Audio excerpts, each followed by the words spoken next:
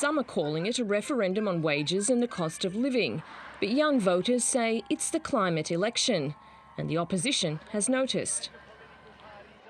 No more new coal mines, making sure we transition to renewable energy, and they know it's good for them, it's good for jobs, it's good for investment. The main opposition Labor Party wants to invest in renewable energy and by 2030 wants a 45% cut in carbon emissions.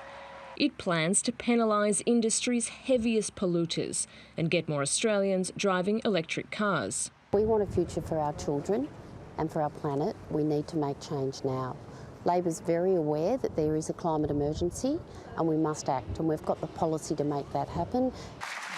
The current Conservative government, led by Scott Morrison, contends Australia's doing a pretty good job as is. When we came to government, we were over 700 million tonnes behind in meeting those Kyoto targets. We've turned that around, and by the 2020 target timetable, we will have exceeded that by 369 million tonnes. The UN disagrees. It found there's been no improvement in Australia's climate policy since 2017, and emission levels for 2030 are projected to be well above targets set in the Paris Agreement. My job is not to take sides of either side of the government, but to actually push both sides to ensure a better outcome for our community and our environment. The environment is the central element in Damien Cole's independent campaign. He's been leading the fight to stop Norwegian energy giant Equinor drilling for oil and gas in one of Australia's most pristine marine environments, the Great Australian Bight. It's a line in the sand moment for our communities. That people have had enough of watching our world crumbling before our eyes.